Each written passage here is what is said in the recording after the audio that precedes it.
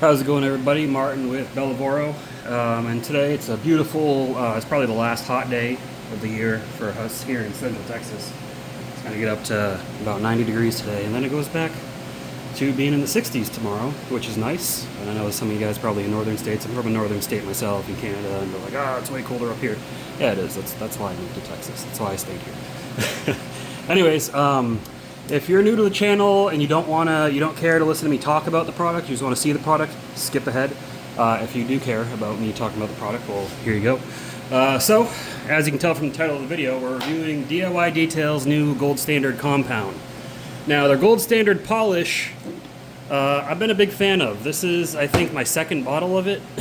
I'm like almost out of it. I use this stuff a lot because most of the cars that I detail, the paint's not too bad. The paint's easily savable. So we use the polish because that polish is aggressive enough yet safe enough to not dig too deep into a clear coat, really just, smooth out the top. Now compound, this is I believe a cutting compound. Now I don't work for DIY Detail. I don't know a lot of the products. I have not watched a lot of their videos, not because I don't care. I'm busy in the things that I do. I don't have time to keep up with what all the other creators and companies are doing specifically. No shade at them, they got great educational content, and that's what really makes DIY Detail stick out from the rest of the House of Rags, because they have that. But I mean, it's a compound. It's for heavy cutting, not for light polishing, obviously. So this is going to be for your more severe jobs, older vehicles, farm trucks, off-road trucks, stuff like that. Or if you just got a car repainted, right, you're going to have much more clear coat in that case, in most cases.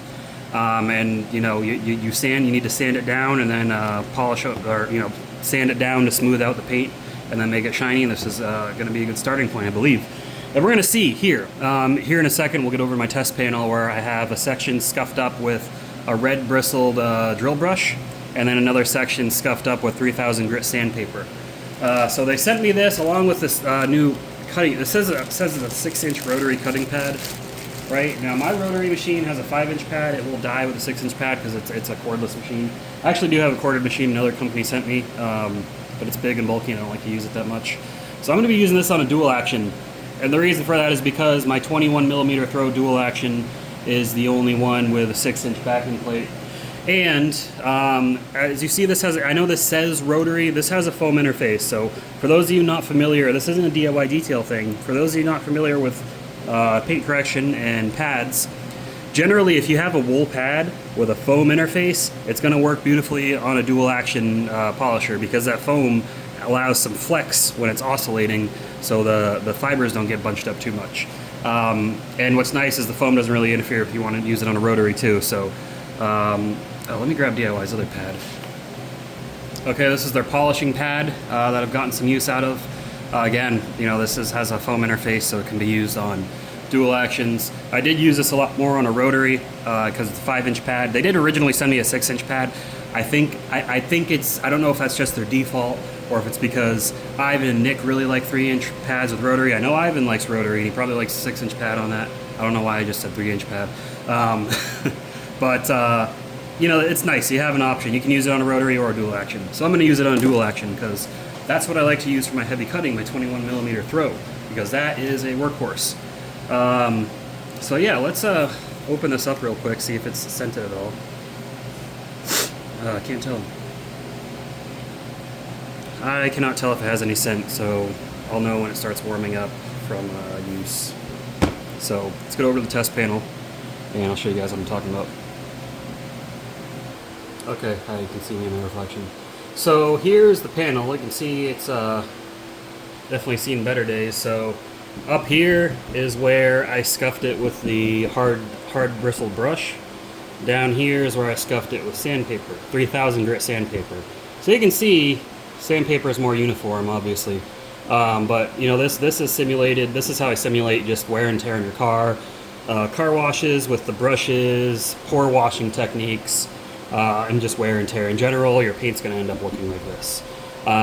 This down here, 3000 grit, that's usually what you finish with before. I mean, you can finish with 1500 and go straight into polishing. But if you do 3000, life's going to be a little bit easier putting in that extra work, I believe. Some guys will disagree with that, whatever. But yeah, we're gonna see how this paint looks once we polish it up. This hood, I think, is off of a Dodge Charger. It's a junkyard hood. A viewer sent this in because I had another test going on the other hood, and well, he wanted the other test to continue for longer, so he sent me this hood so I could. So I appreciate that. You know who you are. Yeah, let's get into the polishing of this. So for this, we've got. Bring it over here real quick. We've got the Max Shine M21 Pro, and we've got our Lake Country System 4000 pad washer that you can see has seen a lot of use. This thing is great. I love that it's rebuildable. I have had to replace some parts on it, so thank you to Lake Country for making those things available. It's better than having this thing's expensive. If I'm gonna pay a lot of money for something, I like when it, you know, you can fix it instead of having to buy a new one. So that's awesome. So we're gonna DIY is a fan of doing this. I'm a fan of doing it as well. We're gonna prime this pad.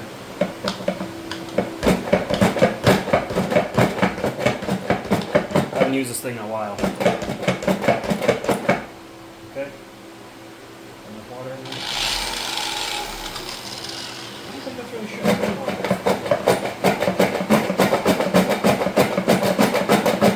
Well, my pad washer might be out of water. That's going to be a problem. Let me refill that real quick before we get started. Okay, so I just spoke all that praise of the pad washer and it's not working. So I'm taking it apart right now, seeing if I can fix it. Alright, well, I got it taken apart over there. I'm cleaning it up, and we're going to see if that fixes anything. Okay, so I take back what I said. It's not as great as I thought it was.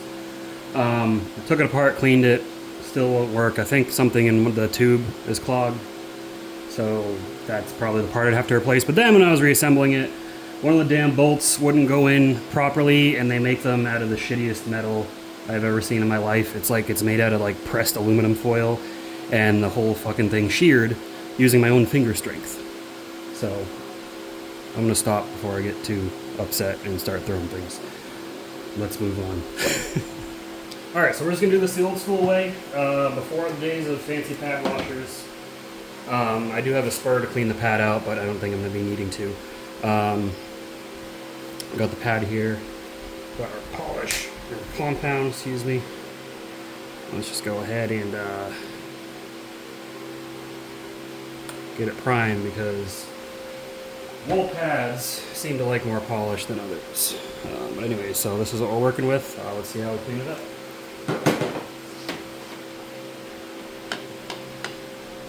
We'll start out, I like to spread it, start it on a low speed, and then bump the speed up and start correcting. Probably too much because you see it's slinging everywhere, but whatever.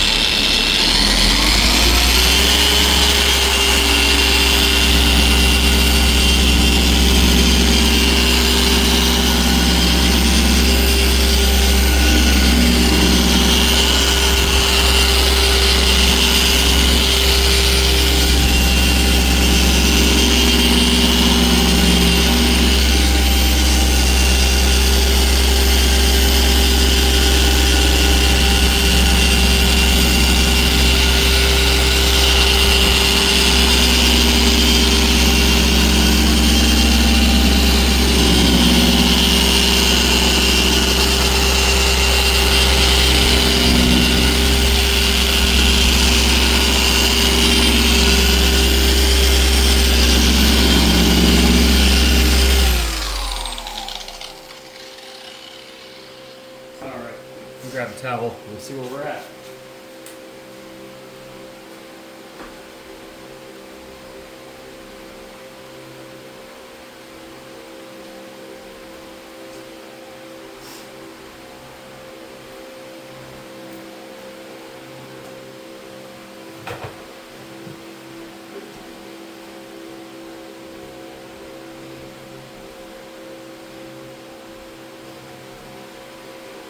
Have that clean it up very nicely.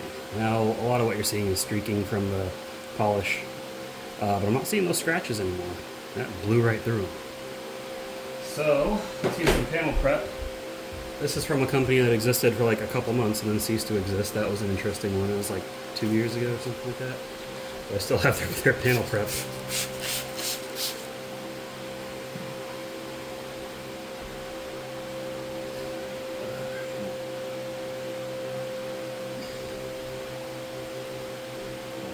Dry.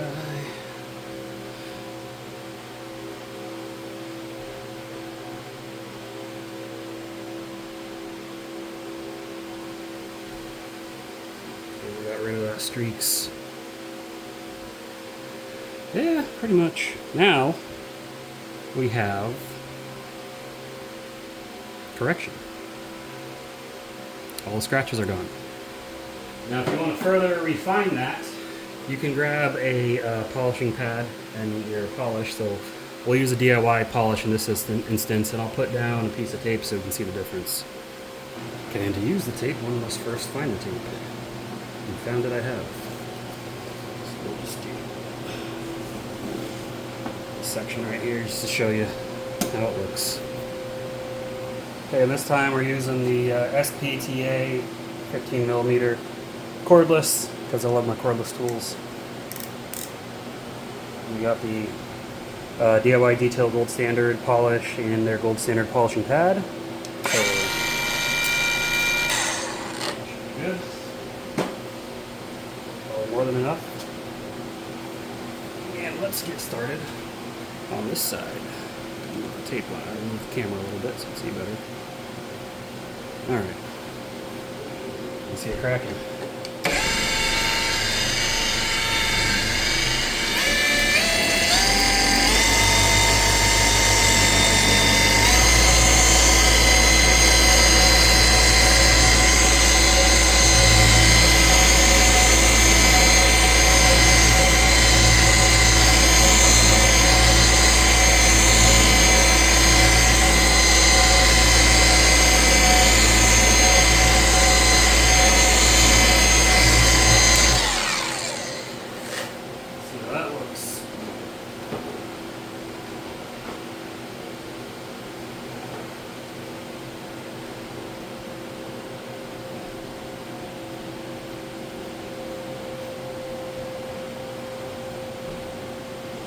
This is the same towel that already has the panel prep in it, so I didn't add more. Get the tape off. I don't know how well the camera's going to pick it up, but we're going to see. Okay, so here's the tape line, right there. So you can see, if you look at the reflection of the light itself, you see how much more clear it is on this side than it is on this side. So that is how you refine your paint. If you start with compound, which you can get good results from a lot of modern compounds, as you can see, but then over here the paint has more depth, more clarity, more reflection. That's how you get that really, really high shine. So good system that DIY has added to. Gonna take care of what you need. Let's go back for our final thoughts. Alright, we're just gonna do the final thoughts right here, because got a lot of stuff. So DIY's new gold standard compound, clearly more than capable. It's not dusty. The mess, that was user error. I made a freaking mess because I used way too much. The pad is definitely a good pad. It cuts fast. It leaves a good shine. So these are both like hybrid wool pads. They got foam and wool mixed in, something like that. So the foam gives you the cutting, or the wool gives you the strong cutting. The foam helps kind of smooth it out. So used to be a time when you'd use wool pads and it would be terrible haze. If you ever taken your car to a body shop and they replace a panel and they repaint it, 9 times out of 10 most body shops just have some dude who has no clue what he's doing with a rotary and freaking liquid rocks in a bottle, and you've probably seen the hologram hazy messes they leave behind, and there's no point in trying to get them to fix it because, again, they don't know what the hell they're doing. So you gotta fix it yourself. But anyways, if they use systems like this, they wouldn't have that problem, is my point. They're still, a lot of them still stick with the old school 3M and don't use more than the more aggressive compounds. So, but you know, they're body shop, not detailers, so I can't really say much to their profession because there's a lot of things they can do that I can't do. So, but that's it, guys. It's a good system. So if you already got the polish and you want a compound to go with it, there you go. Is this like a great go out, buy it now, replace everything? No. But if you're looking for a good compound, if you're already in the DIY ecosystem, if you're looking to add to the DIY ecosystem, the gold standard compound with the pad is a great combo. And then if you want the full package, get the gold standard polish with the pad, and you'll be good to go. DIY also sells polishers. I have not tried them. However, I have my suspicions because it looks like they use that same Makita style Chinese battery, which would tell me that at least the factory that made them is probably making a lot of these other tools you've seen tested out on this channel. Not that they're bad, a lot of them are fine, a lot of them are pretty good. That's just where I think it came from. So if I had to guess, it's probably not too much different from SPTA, but I'm sure there's things DIY had on there to further refine it. So yeah.